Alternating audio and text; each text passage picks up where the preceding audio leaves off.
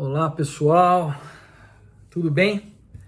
Já estamos de volta e vamos tratar a partir desse momento da Assembleia Geral de Credores, especificamente na falência, né? A Assembleia Geral de Credores é um órgão que existe tanto na falência quanto na recuperação judicial. O nosso foco aqui vai ser a AGC para os íntimos, né? Assembleia Geral de Credores, na falência, mas oportunamente, na medida em que vamos fazendo as explicações, vamos fazendo as comparações também com a recuperação judicial para que isso fique mais claro para todos vocês, ok?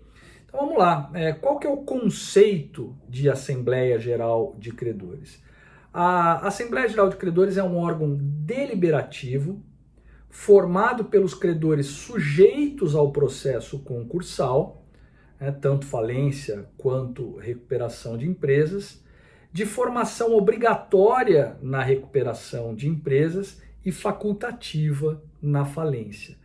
Mas aqui algumas observações são necessárias. Quando eu digo que a AGC é de formação obrigatória na recuperação de empresas, eu tenho aqui que destacar duas situações.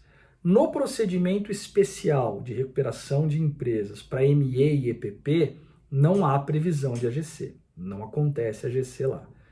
E também, no caso do procedimento comum de recuperação de empresas, onde há previsão obrigatória da AGC, se não houver objeção dos credores ao plano apresentado pela devedora, também não haverá AGC. Presume-se que o plano foi aprovado, foi aceito pelos credores, independentemente de AGC. Mas, sem dúvida nenhuma, a Assembleia Geral de Credores assume um papel de muito maior destaque na recuperação judicial do que na falência. Na falência, a realização de AGC é muito menos frequente do que ocorre nas recuperações judiciais. Bom, por quê? Bom, na recuperação judicial, o plano de recuperação judicial será deliberado, será votado pelos credores na Assembleia Geral de Credores, dentre outras competências. Por essa razão, o destaque que uma AGC tem num processo de recuperação é muito maior do que tem na falência.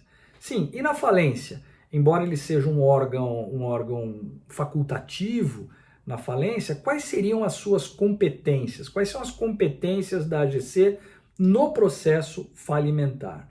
O artigo 35, inciso 2, cuida dessas competências, dizendo que a Assembleia Geral de Credores terá por atribuições deliberar sobre, na falência, a constituição do Comitê de Credores, a escolha dos seus membros e substituição, a adoção de outras modalidades de realização de ativo, na forma do artigo 145, ou qualquer outra matéria que possa afetar o interesse dos credores.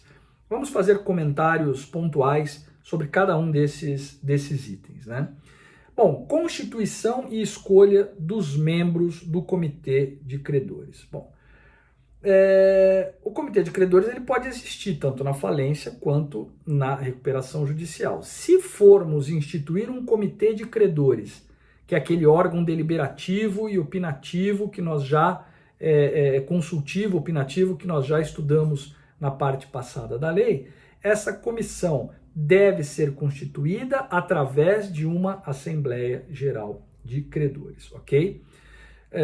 Muito raramente isso acontece na prática, mas enfim, é possível que isso aconteça. Bom, realização alternativa do ativo é uma outra competência da Assembleia Geral de Credores na falência. Isso ocorre com mais frequência, embora não seja muito comum.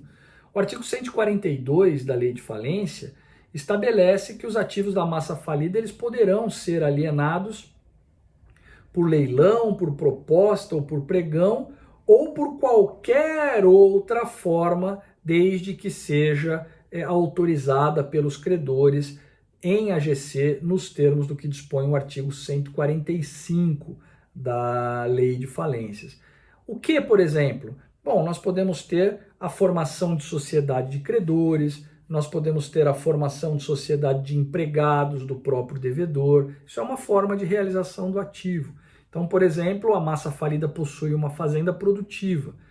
Ao invés de vender esta fazenda, constitui-se ali uma sociedade de credores e esta fazenda é dada em pagamento das dívidas àqueles credores que se tornam proprietários daquele negócio e a partir dali vão gerir aquele negócio. Essa é uma forma alternativa de realização de ativo, não é nem leilão, nem proposta, nem pregão. Para que isso aconteça, deve haver a aprovação dessa modalidade na Assembleia Geral de Credores da falência. Essa é uma hipótese de realização. E também para deliberar sobre qualquer outra matéria que seja de interesse dos credores na falência. Qual o exemplo prático que eu traria para vocês? Muitas vezes existem ali alguns ativos judiciais de difícil alienação e há uma proposta para comprar aqueles ativos de alguém por um valor muito baixo. Será que nós fazemos isso ou não? Eu posso determinar a realização de uma AGC para que os credores deliberem sobre a conveniência ou não de alienar aquele ativo por aquela proposta, por aquele valor que é muito inferior a um valor de avaliação. Também uma outra situação que pode ocorrer na prática é uma proposta de pagamento aos credores que não seja integral com o encerramento da falência. Então, olha pessoal, vocês aceitam receber todo mundo 60% e nós encerramos o processo de falência, né, para que todo mundo siga a sua vida e ninguém fique preso aqui a esse processo concursal? Isso pode ser deliberado também por uma Assembleia Geral de Credores. Vocês vão observar que esse artigo 35, inciso 2, tem também uma linha A. Essa linha A foi vetada. Mas o que ela previa, né? Essa linha A previa também que a Assembleia Geral de Credores poderia determinar a substituição do AJ e a indicação do seu substituto. Isso foi vetado, né? O Congresso, isso foi vetado porque se deliberou, se compreendeu que seria melhor deixar isso para o juiz. O juiz conduz o processo de recuperação e é ele quem deve indicar ou substituir o administrador judicial. Se desse à Assembleia Geral de Credores esse poder, se estaria por via transversa tirando do juiz a possibilidade de indicar alguém que seja da sua confiança. E o juiz ele deve trabalhar com alguém que seja da confiança dele, sob pena dos trabalhos não fluírem de maneira efetiva, né? Bom, a Assembleia Geral de Credores ela poderá ser convocada nas situações e condições e com observação dos requisitos estabelecidos lá no artigo 36 da Lei 11.101. Então, de acordo com o artigo 36, quem pode convocar uma AGC? O juiz, né, nas hipóteses legais, ou sempre que ele entender conveniente para os interesses dos credores, ou então os próprios credores, mas desde que eles representem pelo menos 25% dos créditos de uma determinada classe. Então, normalmente é o juiz quem convoca a AGC. Mas poderia os credores fazer isso? Poderiam os credores? Sim, desde que eles representem pelo menos 25% dos credores de uma determinada classe, eles podem convocar uma AGC para deliberar algum tema de seus interesses.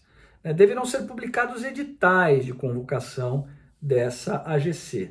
Publicação no Diário Oficial, em jornal de circulação local e a fixação de cópias do aviso de convocação na sede e nas filiais, com antecedência mínima de 15 dias antes da data da realização da AGC, ok?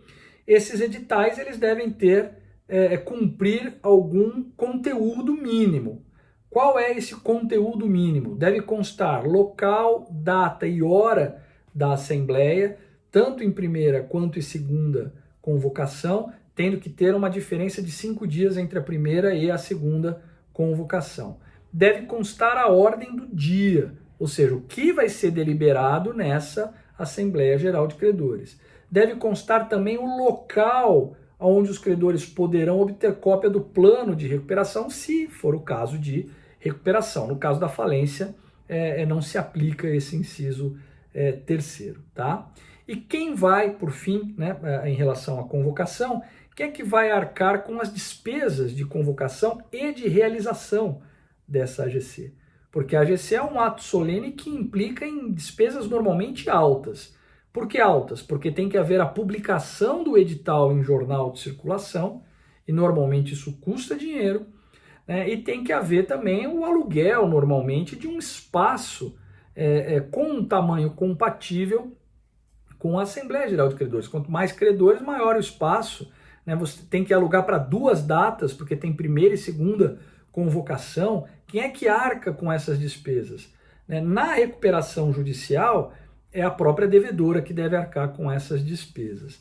E na falência é a própria massa falida, são os recursos da massa falida que vão custear essa AGC, ok? Bom, vamos fazer mais um intervalinho, depois voltamos para a última parte da nossa aula, terminando a análise da Assembleia Geral de Credores. Até já, pessoal!